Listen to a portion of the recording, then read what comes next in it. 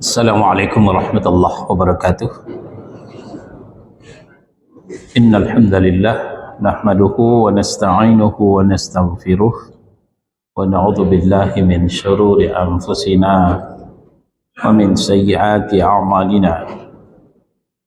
May yahdihillahu fala mudilla lahu wa may yudlil fala hadiyalah. Wa asyhadu an la ilaha illallah wahdahu la syarika lah. Wa asyhadu anna Muhammadan abduhu wa rasuluh. Ya ayyuhalladzina amanu taqullaha haqqa tuqatih wa la tamutunna illa wa antum muslimun. Ya ayyuhan nasu taqu rabbakumul ladzi khalaqakum min nafsin wahidah wa khalaqa minha zawjaha wa batha minhuma rijalan katsiran wa nisaa'a. Wattaqullaha alladzi tasaaluna bihi wal arham innallaha kana 'alaikum raqiba. Ya ayyuhalladzina amanu taqullaha wa qulu qawlan sadida yuslih lakum a'malakum wa yaghfir lakum dhunubakum wa may yuti'illaha wa rasulahu faqad faza fawzan 'azima. Amma ba'du fa inna asdaqal hadithi kitabullah wa khairal hadyi hadyu Muhammad sallallahu alaihi wasallam wa syarrul umuri muhdatsatuha wa kullu muhdatsatin bid'ah wa kullu bid'atin dhalalah wa kullu dhalalatin finnar. Al-ikhwah, malam ini sampailah kita ke bagian B, subjudul nomor B, halaman 146.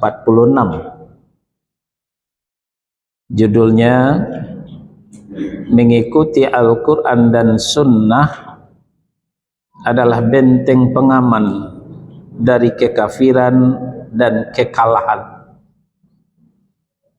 Masya Allah, judul ini cukup bagus, bisa sebagai motivasi untuk kita bangkit kembali, bisa juga sebagai penghibur supaya kita tidak patah semangat, tidak putus asa ketika mendapatkan jalan buntu.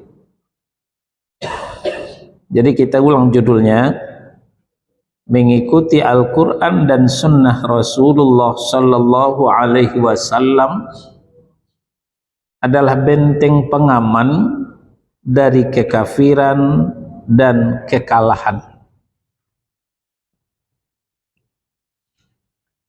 Pembahasan ini bukan isapan jempol, bukan sekadar makna, bukan sekadar kata-kata.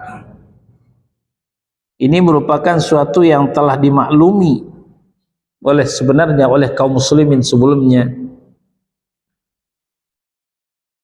Ini pembahasan adalah sebuah kalimat yang ditujukan kepada mereka yang tidak mendapatkan kepuasan akan dakwah yang difokuskan kepada Al-Quran dan As-Sunnah. Kapan mereka tidak puas? Ketika mereka melihat konspirasi seluruh kekuatan kaum kafir dan munafik terhadap negeri-negeri kaum muslimin. Kita runut saja, sejak lepasnya Spanyol dan Palestina. Spanyol itu dulunya dipegang oleh kaum muslimin. Ketika itu Tariq bin Ziyad, orang Afrika Utara, ya, beliaulah yang memimpin 7.000 pasukan itu terjadi pada tanggal 3 Mei tahun 711 Masehi. 7.000 pasukan diajak menyeberang laut dari Afrika Utara ke Eropa, ya, menyeberangi selat, sekarang namanya Selat Gibraltar, ya. Di situ ada Jabal Tariq namanya. Berlabuhlah pasukan itu di Jabal Tariq. Jabal Tariq itu dari Tariq bin Ziyad. Nah, kan sekarang orang merubahnya Gibraltar, asalnya Jabal Tariq. Mendengar itu, maka Raja Roderick mempersiapkan 100.000 tentara untuk menyambut, karena terdengar pasukan Tariq bin Ziyad sudah berlabuh di Samudra Eropa Selatan. Maka pada 19 Juli meletuslah perang, tepat pada 28 Ramadan tahun 92 Hijrah. Meletuslah perang ketika itu.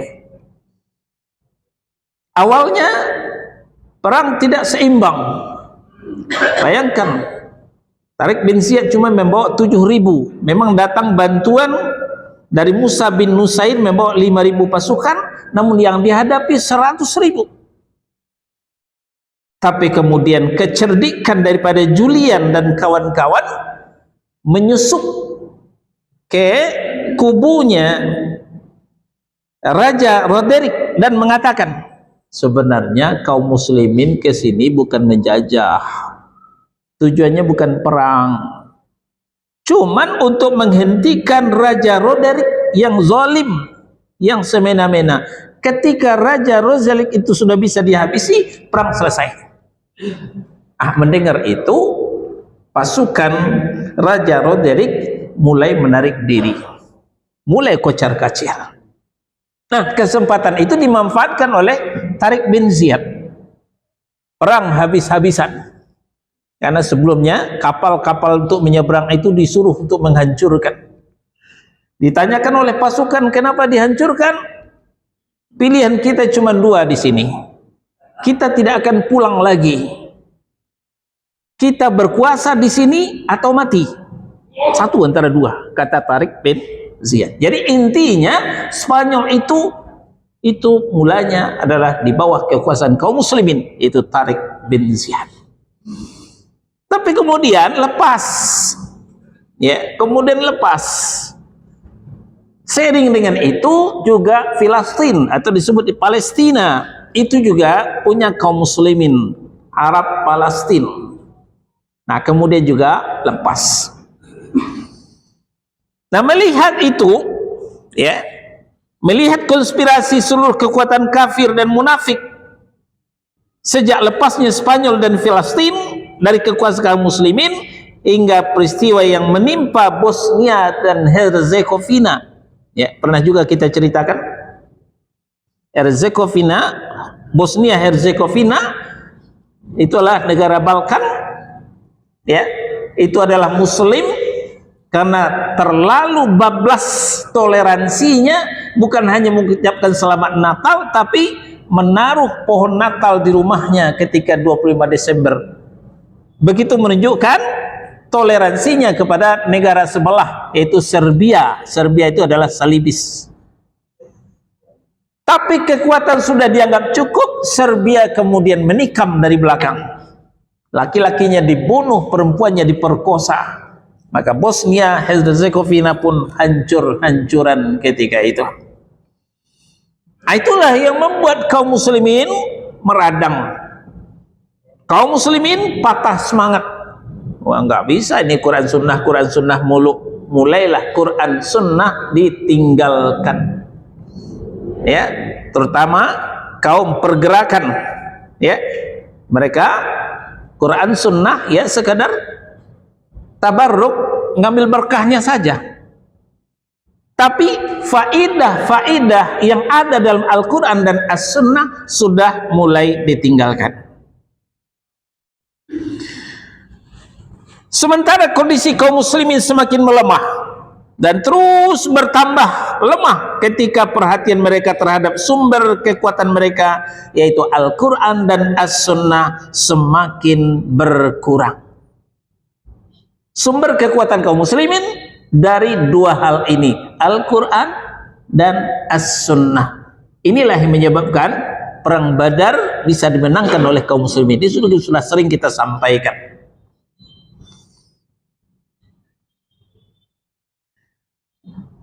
Apalagi pelecehan terhadap Allah Subhanahu wa taala dengan berprasangka buruk, berpandangan negatif terhadap kedua sumber tersebut. Padahal Al-Quran dan As-Sunnah itu adalah wahyu ilahi. Dua-duanya adalah wahyu. Ya. Al-Quran wahyu yang redaksinya langsung dari Allah. Qala Allah. As-Sunnah wahyu yang redaksinya dari Rasul sallallahu alaihi wasallam.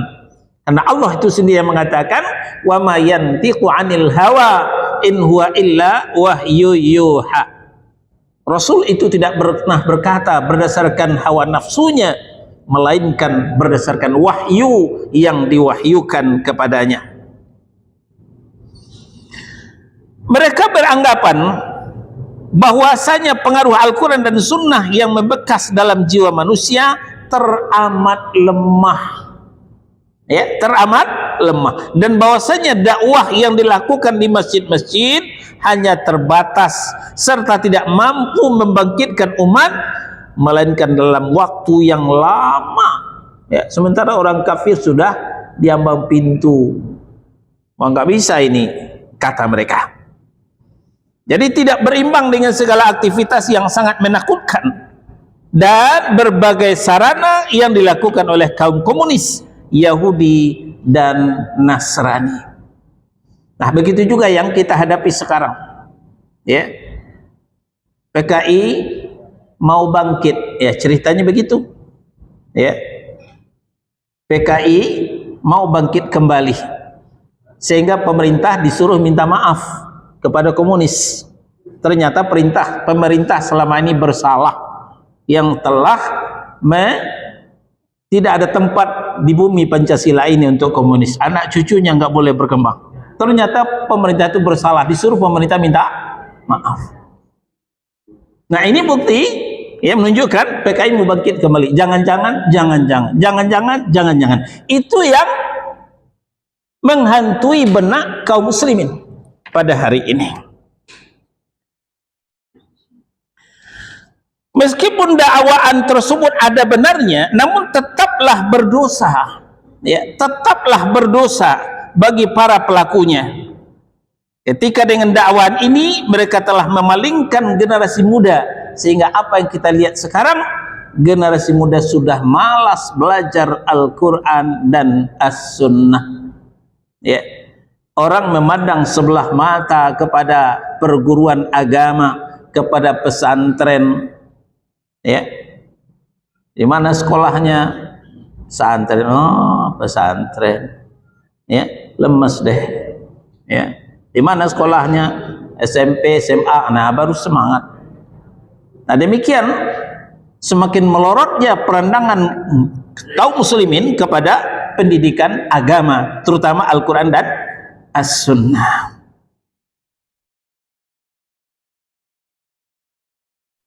Nah, jadi ini mempengaruhi, memalingkan generasi muda dari ketekunan dalam mencurahkan perhatian kepada kedua wahyu tersebut, yaitu Al-Quran dan As-Sunnah.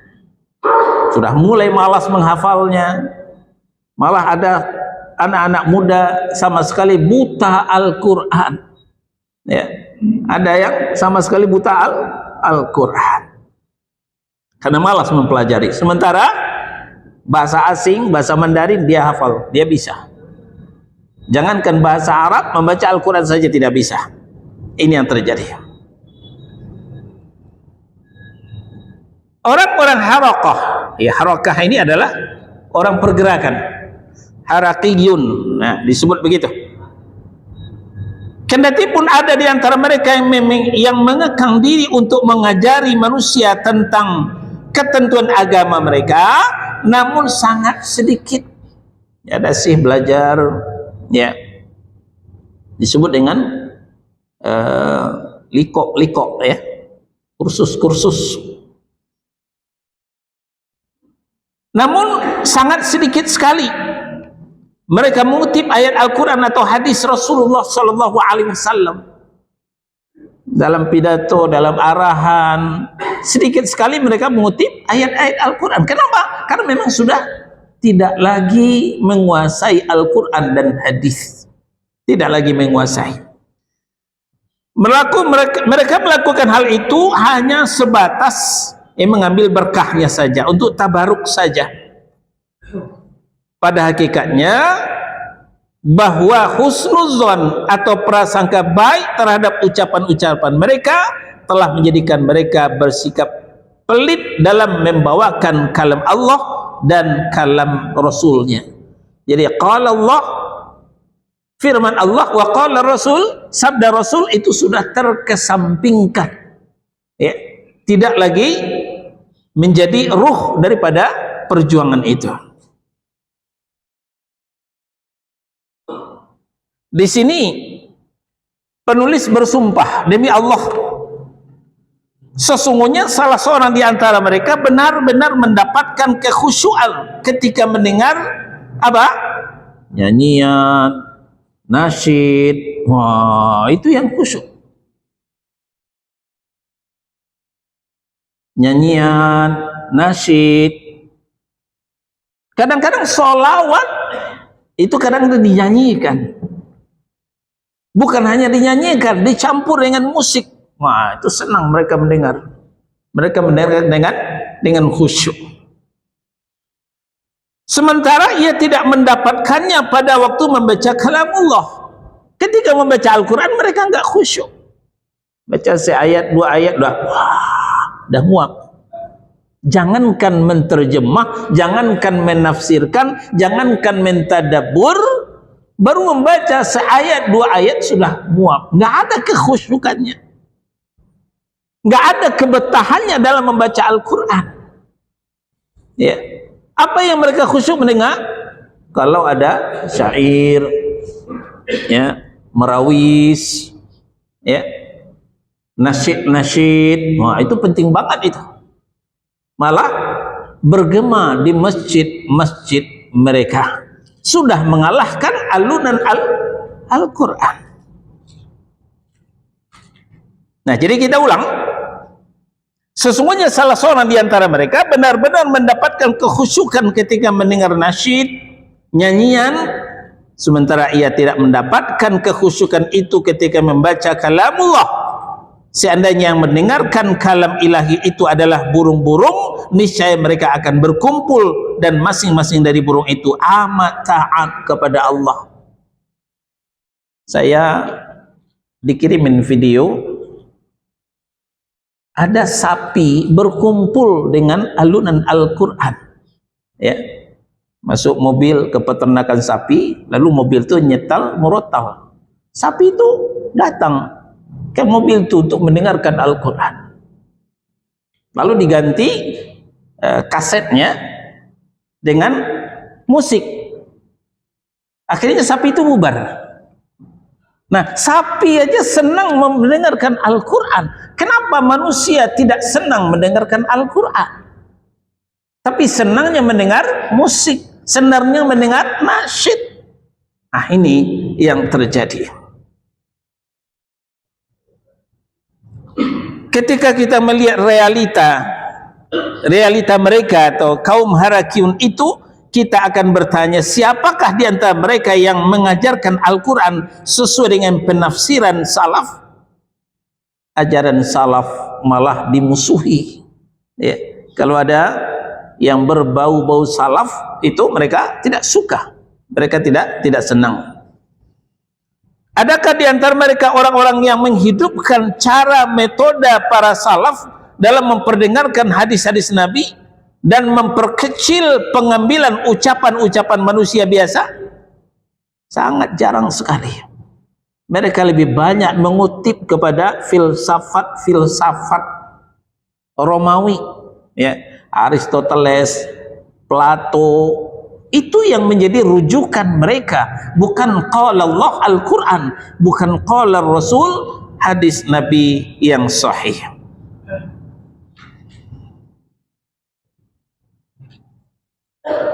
Penulis mempertanyakan, tidakkah engkau ketahui bahwa orang-orang kafir tidak akan mampu menguasai selama kalian mempelajari kedua wahyu tadi, yaitu Al-Quran dan As-Sunnah.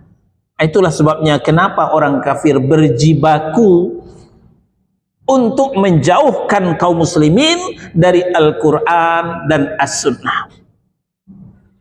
Coba kita mulai rasakan betapa usaha mereka menjauhkan kaum muslimin dari Al-Quran dan As-Sunnah. Kalau ada yang aktif memegang Al-Quran, wah itu sumber teroris. Sumber teroris. Ya. Ada yang menghafal Al-Quran, itu sudah mulai dicurigai. Sehingga orang takut belajar Al-Quran. Itu dari mereka. Nah sekarang kita dengarkan ayat-ayat Allah yang menjelaskan bahwa hanya Al-Quran dan As-Sunnah lah merupakan kekuatan kita. Ali Imran surah yang ketiga ayat 100 dan 101. Kita di halaman 148. Ya ayyuhalladzina amanu in tuti'u fariqam minal ladzina utul kitaba yaruddukum ba'da imanikum kafirin. Hai orang yang beriman, jika kalian mengikuti sebagian dari orang-orang yang diberi kitab, ahlul kitab, al-yahud wa nasara, niscaya mereka akan mengembalikan kamu menjadi orang kafir setelah beriman. Ya, kalau kita terbujuk, kita bisa dirayu untuk menjauh dari Al-Quran dan Sunnah. Nah, tunggu saatnya, cepat atau lambat kita akan kafir.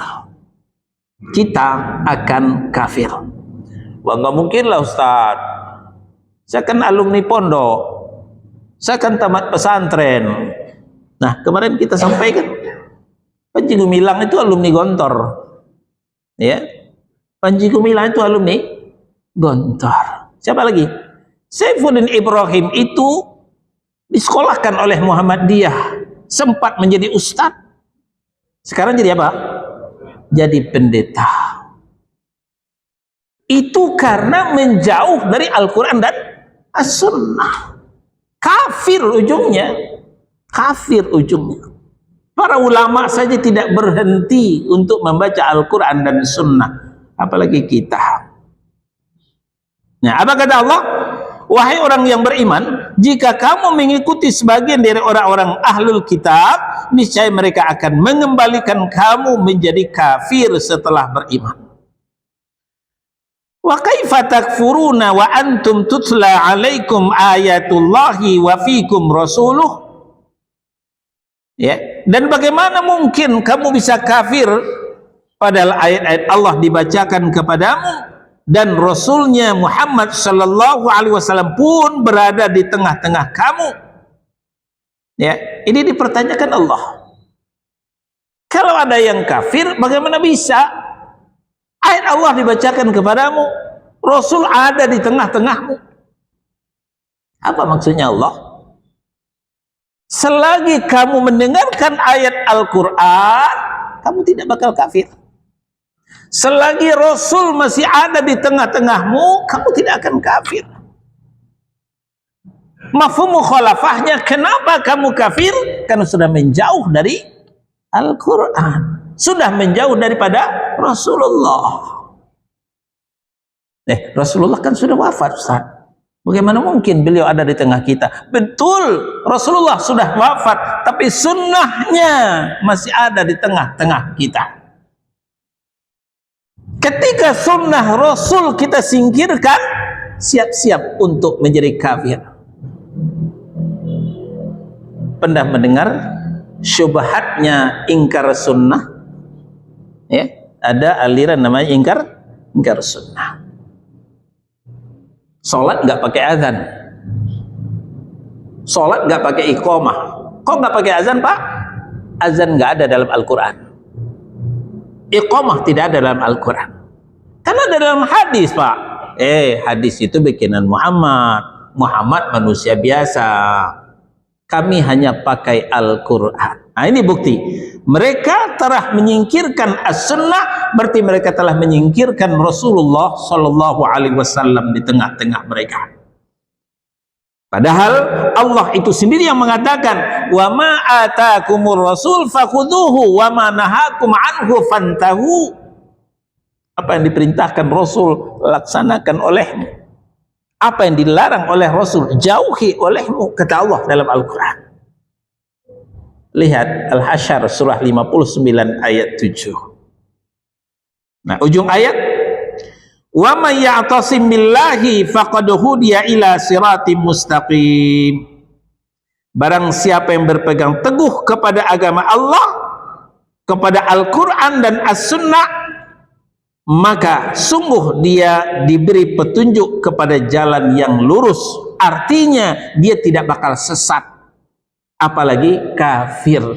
Ini jaminan dari Allah Subhanahu wa ta'ala. Jadi kalau tidak mau sesat, berpegang teguhlah kepada agama Allah, kepada Al-Quran dan As-Sunnah. Itulah sumber petunjuk supaya kita tidak sesat. Karena Al-Quran itu sendiri mengatakan hudal linnas, hudal lil muttaqin. Kata penulis, dalam kedua ayat ini terdapat dua hal penting yang dikandungnya. Satu, terpeliharanya para pengikut Al-Quran dan As-Sunnah dari kekafiran. Dari kekafiran. Kenapa? Selalu dituntun oleh wahyu. Maka Ibnu Katsir rahimahullah ta'ala mengatakan artinya bahwa kekafiran akan jauh darimu, dan keduanya akan mencegah kalian dari kekafiran tersebut.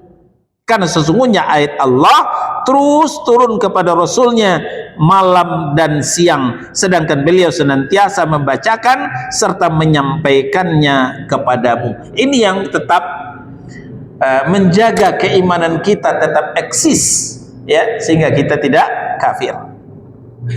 Itu yang pertama.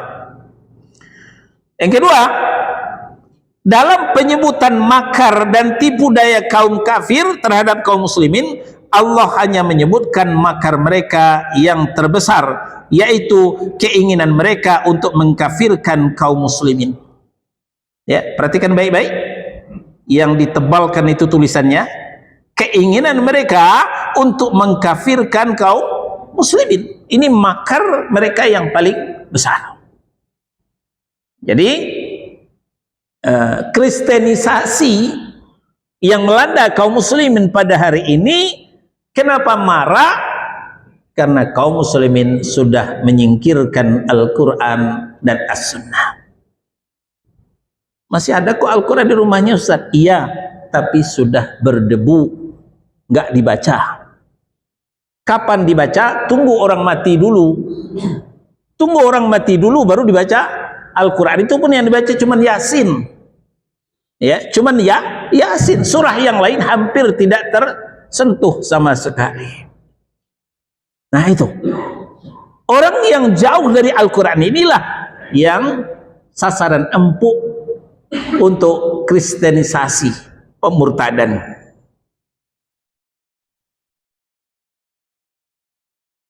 Sekarang ke Al-Baqarah surah yang kedua ayat 109. Wadda katsirum min ahlil kitabi law yaruddunakum min ba'di imanikum kuffaran hasadan min 'indi anfusihim min ba'di ma tabayyana lahumul haqq. Banyak di antara ahlul kitab menginginkan sekiranya mereka dapat mengembalikan kamu setelah kamu beriman menjadi kafir kembali. Kenapa? Karena rasa dengki dalam diri mereka setelah kebenaran jelas bagi mereka. Dengkinya terhadap kaum muslimin. Bagaimana supaya Islam itu redup? Bagaimana supaya kaum muslimin itu meninggalkan agamanya? Diawali dengan menjauhkan kaum muslimin dari Al-Quran. Nah, kita boleh adakan penelitian di rumah tangga kaum muslimin. Adakah setiap rumah tangga kaum muslimin itu terjemahan Al-Quran? Tunggu dulu tafsirnya, terjemahan aja dulu. Ya, kita lihat di masjid-masjid kaum muslimin, ya, kita boleh gonta-ganti masjid, tidak harus di At-Taqwa. Cobalah sholat di masjid yang lain, kita lihat apa yang menumpuk. Yasin, ya, Yasin itu banyak, itu dicetak Lex, ya, mahal-mahal itu.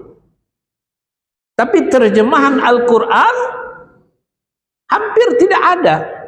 Kalaupun ada, tidak banyak. Nah, ini fakta. Ini fakta. Orang sudah tidak berminat menggali Al-Quran.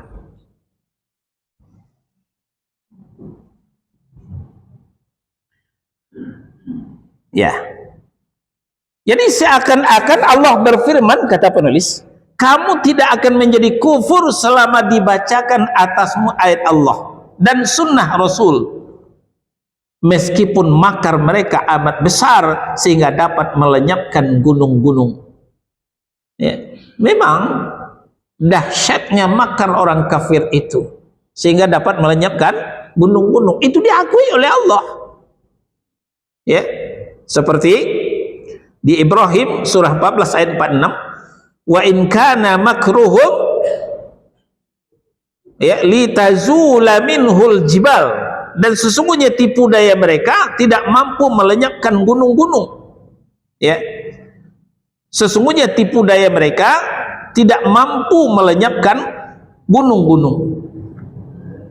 Maka sungguhnya iman-imanmu sekalian tidak akan lenyap selama kalian terus membaca wahyu Allah, baik Al-Quran maupun sunnah Rasul sallallahu alaihi wasallam. Nah, ini jaminan. Ini jaminan bahwa mereka tidak akan mampu memurtadkan kalian, menjadikan kalian menjadi kafir sepanjang kalian masih berpegang teguh kepada Al-Quran dan sunnah Rasul sallallahu alaihi wasallam. Dan ini juga pesan Rasulullah, ya, pesan terakhir Rasulullah saat beliau akan meninggal. Wa may ya'ish minkum fasayara ikhtilafan katsira. Siapa yang hidup di antara kalian nanti sepeninggalku pasti akan melihat perbedaan yang banyak, perbedaan yang tidak sedikit. Maka fa'alaikum bisunnati wa sunnatil khulafa'ir rasyidin al-mahdiyyin. Kalian wajib mengikut sunnahku dan sunnah khulafa'ur rasyidin. Gigitlah dengan gigi gerahammu, kata Nabi sallallahu alaihi wasallam. Artinya jangan dilepas. Kalau dengan tangan mungkin juga terlepas, tapi dengan gigi geraham itu tidak bakal lepas. Ini pesan Nabi sallallahu alaihi wasallam. Realita yang kita sampaikan tadi bukanlah suatu hal yang aneh bagi seorang yang memiliki keyakinan penuh bahwasanya Allah Subhanahu wa taala telah menjadikan wahyunya sebagai penolong sebuah kehidupan. Di dalam Al-Anfal surah yang ke-8 ayat 24. Perhatikan baik-baik kata Allah. Ya ayyuhalladzina amanu stajibu lillahi walir rasul idza da'akum lima yuhyikum. Wahai orang beriman, penuhilah seruan Allah dan Rasul. Maksudnya taat kepada Allah dan Rasul. Taat kepada Allah ikut Al-Quran, taat kepada Rasul ikut sunnahnya. Apabila dia menyerumu kepada sesuatu yang memberi kehidupan kepadamu, ya, Allah dan Rasul itu menyeru kita kepada kehidupan. Jadi kita tidak akan mati, tidak Maksudnya tidak akan sengsara, tidak akan mati sebelum ajal. Ya, maksudnya melarat dulu sebelum dijemput malaikat maut. Nah, tidak akan begitu. Sepanjang kita memenuhi panggilan Allah dan Rasul. Jadi kita lihat terjadinya kemiskinan, terjadinya penderitaan, ya, itu diawali karena mereka sudah meninggalkan Al-Quran dan Sunnah Rasulullah Sallallahu Alaihi Wasallam.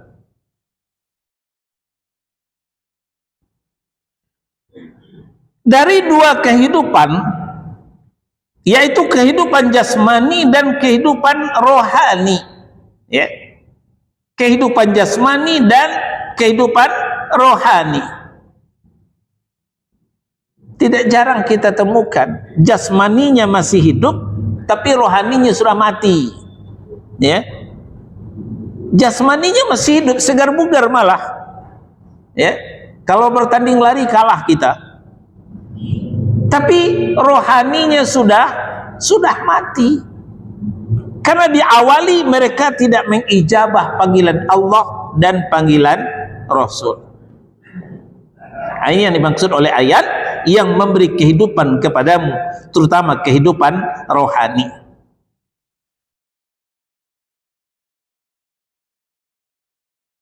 Yang paling agung adalah kehidupan hati, kehidupan rohani. Dan orang yang paling hidup hatinya serta paling aman dari kesesatan adalah orang yang senantiasa mengikuti wahyu. Dengan memahami hal ini, kita akan dapat memahami sabda Nabi Sallallahu Alaihi Wasallam. Kita mendengar istilah ada santapan rohani. Sekarang sudah jarang istilah itu. Ya, santapan rohani artinya pengajian. Jadi pengajian itu disebut dengan santapan rohani. Betul sekali. Kita lebih banyak santapan jasmani. Makan berapa kali sehari? 3 kali sehari. Belum lagi cemilan. Begitu kita memanjakan jasmani kita. Rohani berapa kali sehari makan? Ya. Kadang sepekan sekali. Syukurlah kalau setiap malam ngaji, setiap subuh ngaji, tambah lagi putar YouTube rekaman ustaz-ustaz, masih bagus, alhamdulillah. Tapi sebagian saudara-saudara kita itu pada ngajinya ketika Jumat, kita khutbah Jumat itu pun sambil ngantuk, nggak ada kebawa pelajaran pulang. Ini yang mengakibatkan rohaninya mati.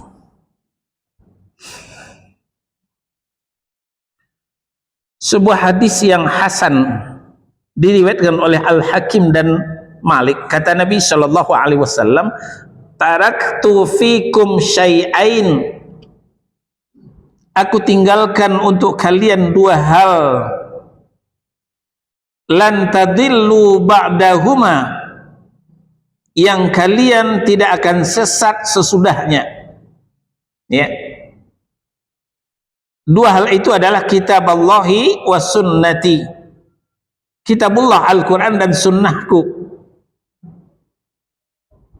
Wala yatafarraqa hatta yarida 'alal haud, keduanya Al-Quran dan As-Sunnah tidak akan berpisah sehingga mendatangi telaga Rasulullah Sallallahu Alaihi Wasallam. Ya, ini jaminan. Perhatikan baik-baik, lan tadillu, kalian tidak akan sesat selagi masih familiar dengan Al-Quran, masih familiar dengan sunnah Rasulullah Sallallahu Alaihi Wasallam. Sunnah itu dari qauliyah, perkataan Rasul, fi'liyah, perbuatan Rasul, takririyah, persetujuan Rasul. Tapi perkataan beliau ketika masih hidup, ya. Nah, sekarang muncul syubhat yang baru. Saya nggak tahu udah sampai ke handphonenya masing-masing, ya. Dalam video itu dikatakan Abu Bakar Al-Baghdadi pernah bermimpi dengan Rasulullah Sallallahu Alaihi Wasallam. Lalu dilihat wajah Rasulullah pucat pasi. Ditanya oleh Abu Bakar Al-Baghdadi, kenapa ya Rasul? Jawab Rasulullah, 2000 umatku meninggal cuma 2 orang yang masih beriman, selebihnya murtad. Ditanya oleh Abu Bakar Al-Baghdadi dalam mimpinya itu, apa yang harus kami lakukan ya Rasul bagi kami yang banyak dosa? Baca wiridan ini. Diajarkan oleh Rasul wiridan, bacaan-bacaan. Nah, ini banyak orang tertipu. Orang lebih respect, lebih semangat mempelajari ini daripada yang diajarkan Rasulullah ketika masih hidup dulu. Ini perlu kita sampaikan, ya.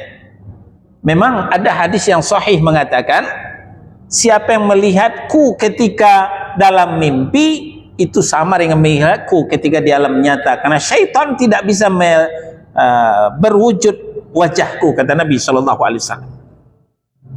Itu hadisnya sahih. Namun yang bisa begitu hanya sahabat yang dijamin selamat. Kenapa? Sahabat telah melihat Nabi, lalu ketemu dalam mimpi, wah iya Nabi ini. Tapi kalau kita, termasuk Abu Bakar Al-Baghdadi, tidak ketemu dengan Nabi, lalu dalam mimpi ketemu dengan Nabi, benar nggak ini Nabi? Jangan-jangan wajah orang lain ngaku-ngaku sebagai wajah Nabi. Maka muncullah waswasus syayatin, talbisul iblis, menggiring opini seakan-akan ajaran Islam belum sempurna, ini tambah lagi. Padahal al-yauma akmaltu lakum dinakum, pada hari ini telah kusempurnakan agamamu.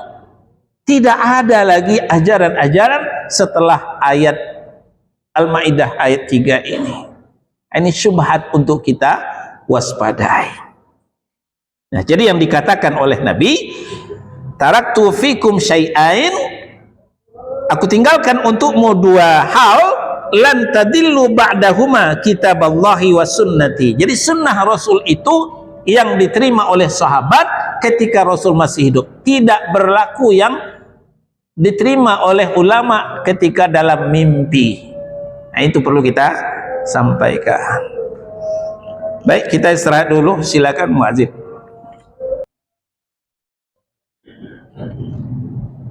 Setelah Nabi mengatakan 2 hal yang menjamin umatku tidak akan sesat, maka Abu Bakar As-Siddiq berkomentar. Apa kata Abu Bakar As-Siddiq? Lastu tarikan syai'an kana Rasulullah sallallahu alaihi wasallam ya'malu bihi illa amiltu bihi. Fa inni akhsha in taraktu syai'an min amrihi an azir. Tidak pernah aku tinggalkan sesuatu yang pernah dilakukan oleh Rasul sallallahu alaihi wasallam melainkan aku pun mengerjakannya, kata Abu Bakar. Karena sesungguhnya aku khawatir jika meninggalkan sesuatu dari perintah beliau sallallahu alaihi wasallam, aku akan menyimpang, aku akan tersesat, kata beliau. Bayangkan saudara-saudara, orang sekelas Abu Bakar masih takut sesat, masih takut menyimpang. Kenapa kita yang jauh dari Nabi tenang-tenang saja? Beliau Abu Bakar Siddiq radhiyallahu anhu adalah seorang yang paling jujur di antara umat ini. Masih saja merasa khawatir atas dirinya kalau menyimpang dari jalan yang lurus. Karena tidak ada jaminan kita akan tetap di atas hidayah ini.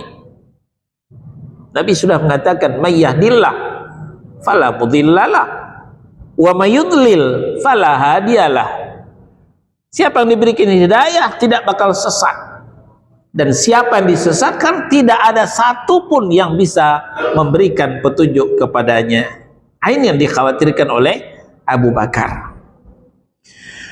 Kekhawatiran itu muncul jika ia memandang enteng sesuatu yang diajarkan Rasul, ya, tuntunan dan petunjuk Rasul, baik yang kecil maupun yang besar. Maka bagaimana mungkin para ahli bid'ah tetap merasa tenang dan nyaman? Padahal sudah diriwayatkan oleh Al-Bukhari dan Muslim dari Abu Hurairah radhiyallahu anhu, ya, diceritakan Setelah Rasulullah wafat, Abu Bakar diangkat sebagai khalifah, sebagai pengganti beliau. Ketika itu banyak di antara orang Arab murtad, tidak mau lagi melaksanakan perintah-perintah Allah dalam Al-Quran. Mereka tidak mau lagi membayar zakat. Wah, tuh zakat tuh memperkaya Abu Bakar aja tuh. Ya, maka mereka nggak mau membayar zakat. Lalu apa tindakan Abu Bakar? Abu Bakar mau mempersiapkan perang terhadap orang yang tidak mau bayar zakat. Nah, lalu ditanya oleh Umar bin Khattab radhiyallahu anhu, "Kaifa tuqatilun nasa wa qad qala Rasulullah sallallahu alaihi wasallam, umirtu an uqatilan nasa hatta yaqulu la ilaha illallah. Faman qala la ilaha illallah faqad asama minni ma lahu wa nafsahu illa bihaqqihi wa hisabuhu 'ala Allah." Abu Bakar, kenapa diperangi orang yang enggak mengeluarkan zakat? Bukankah Rasulullah mengatakan, aku disuruh perang oleh Allah sampai mereka mengucapkan la ilaha illallah. Ketika mereka sudah mengucapkan la ilaha illallah, mereka aman, dilindungi darahnya. Sekarang mereka sudah mengucapkan la ilaha illallah, kenapa kau perangi wahai Abu Bakar? Tanya Umar kepada beliau. Dengarkan jawaban Abu Bakar. Maka dijawab oleh Abu Bakar dengan menuturkan, wallahi la uqatilanna man farraqa bainas salati waz zakah fa inna zakata haqqul mal wallahi law mana'uni anaqan kanu yu'addunahu ila Rasulillah sallallahu alaihi wasallam laqataltuhum ala man'i. Demi Allah, kata Abu Bakar, aku benar-benar akan memerangi orang-orang yang membedakan antara sholat dan zakat. Sholat mau, zakat nggak mau, itu membeda-bedakan namanya. Kenapa? Karena sesungguhnya zakat adalah kewajiban harta yang harus dipenuhi. Demi Allah, seandainya mereka mencegah dari menunaikan seekor anak kambing kepadaku yang dahulu mereka menunaikannya kepada Rasul, niscaya aku akan memerangi mereka karena pencegahannya tersebut. Lalu ucapan Abu Bakar ini langsung disambut oleh Umar dengan mengatakan, fa wallahi ma huwa illa an ra'aitullaha azza wa jal qad syaraha sadara Abi Bakrin liqitali fa'araftu annahu al-haq. Maka demi Allah, tidak lain kecuali aku melihat bahwa Allah Subhanahu wa taala telah melapangkan dada Abu Bakar untuk memerangi mereka. Kemudian aku pun tahu bahwasanya dialah yang benar. Pengakuan Umar terhadap Abu Bakar. Kenapa Abu Bakar kebijakannya begitu? Karena adalah perintah dari Rasulullah sallallahu alaihi wasallam. Nah, ini bukan berarti berlawanan. Hadis yang dibawakan oleh Umar, kata Nabi, aku disuruh memerangi orang sampai mereka mengucapkan la ilaha illallah. Setelah la ilaha illallah, amanlah darahnya. Itu awal pertumbuhan Islam. Tapi kalau Islam sudah berdiri, diwajibkan sholat, diwajibkan zakat, dan seterusnya, lalu ada yang menolak salah satunya, maka mereka akan diperangi. Mereka akan diperangi. Nah, demikian ya keteguhan hati Abu Bakar Siddiq radhiyallahu anhu. Nanti kita lanjutkan, belum bisa kita tuntaskan malam ini. Sampai di sini ada pertanyaan?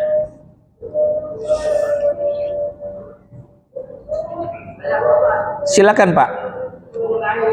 Bunyi hadis yang artinya kamu tinggalkan dua perkara itu redaksinya maksudnya dikemukakan oleh para ustaz yang awali dengan hukum ampleni dan seterusnya. Mana yang tepat? Yang ditanyakan mana yang tepat? Yang tepat. Ya.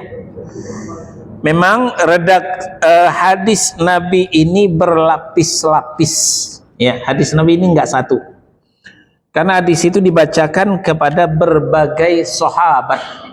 Kalau sahabat ini yang dibacakan. Sahabat ini yang dibacakan. Sahabat ini yang dibacakan. Ya. Jadi tergantung sanadnya sahih, ya riwayatnya bisa dipertanggungjawab, itu sah-sah saja.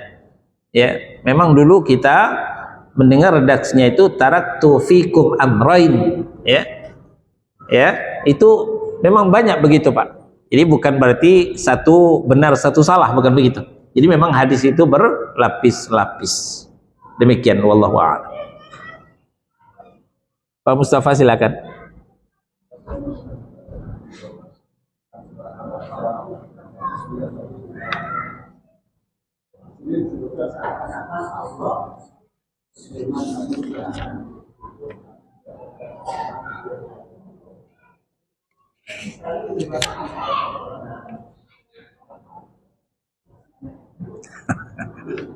Iya. Dibacakan ayat Allah, maksudnya difahami. Ya. Maksudnya difahami. Apakah ini perintah untuk diamalkan? Apakah ini larangan untuk dijauhi? Apakah ini sirah, sejarah untuk menjadi tauladan, ya, uswah, qudwah? Bukan berarti sekedar mendengar saja. Kalau cuma sekedar mendengar saja, itu sebatas tabarruk itu tadi, Pak. Sebatas cuman mengambil berkah. Yang dikatakan di awal, ya. Kita baca Quran, mendengar Quran, sering sih, tapi nggak mengerti. Karena Quran bahasa Arab, kita nggak belajar bahasa Arab. Pahalanya dapat, barokahnya dapat, tapi pelajarannya tidak dapat. Jadi yang dimaksud oleh Allah, Al-Quran dibacakan, kamu tidak bakal sesat. Dibacakan Al-Quran itu kita faham. Maka ketika mendengarkan Al-Quran, sebaiknya kita pegang terjemahannya. Kita perhatikan apa yang dimaksud oleh Allah Subhanahu wa Ta'ala. Nah, baru masuk, baru bisa menjadi benteng, kita tidak akan sesat. Kalau cuma mendengar saja, sementara kita tidak mengerti, membaca saja, kita tidak faham, apalagi cuma salah satu surah, Yasin, ya, itu pun Kamis malam Jumat, Kamis malam Jumat Yasin, Kamis malam Jumat sekarang Yasin, Kamis malam Jumat besok Yasin lagi. Nah, ini tidak akan dapatkan jaminan tidak akan sesat itu. Demikian, Pak.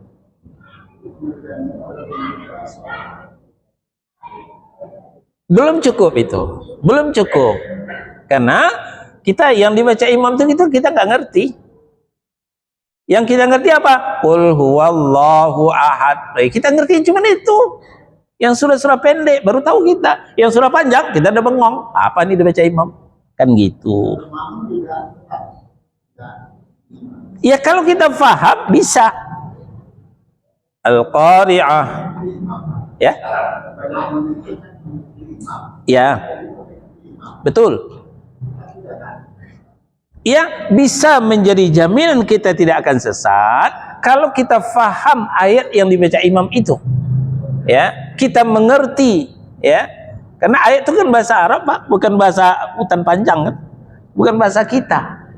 Nah, kalau kita faham, kita mengerti, insya Allah akan nyerap, akan masuk dan menjadi jaminan kita tidak bakal sesat. Tapi kalau kita tidak faham, tidak mengerti, nah ini tidak bisa. Nah, maka tidak kita cukupkan ini, kita tambah lagi setelah selesai sholat, kita baca Quran, baca terjemahannya, kita renungkan, kita tafsirkan, nah baru bisa. Demikian, Pak. Allahu a'lam. Yang lain silakan. Kitab Fadilah Amal yang dipakai saudara kita itu isinya sahih apa enggak, Ustaz? Ya. Fadilah amal yang dibawa oleh saudara-saudara kita jamaah tabligh itu isinya campur baur antara yang sahih, yang dhaif, bahkan ada yang maudhu, ya. Kalau mau kitab Fadilah Amal ada itu yang sahihnya, ya. Kalau kita ke toko buku, ke perpustakaan minta sahih Fadilul Amal, nah itu baru hadis-hadis sahih saja. Tapi kalau cuman fadilul amal, itu di dalamnya bercampur baur antara hadis sahih, hadis dhaif, dan hadis maudhu. Karena kita belum faham ilmu mustalah hadis, nah jangan-jangan nanti tercebur kepada syubhat itu. Hadis palsu, ya dikatakan hadis Nabi juga. Nah khawatirnya di situ. Itu Pak. Allahu a'lam. Pada itu silakan.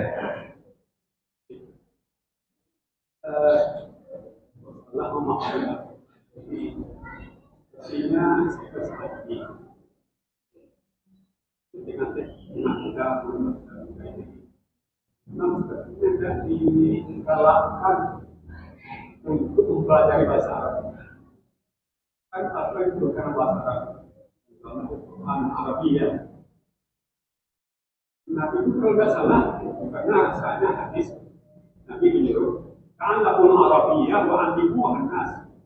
Pelajari oleh bahasa itu dan ajaranlah orang lain. Ya. Dua kewajiban kita. Ini malah menjaga keduanya untuk kita pelajari kalau tidak kita ajarkan. Ya.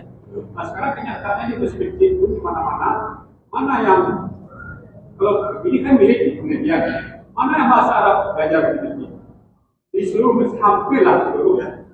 Nah ini kenyataan juga ulama-ulama kita tidak memperhatikan itu. Ya. Nah itu pertama. Yang kedua, Ya, silakan.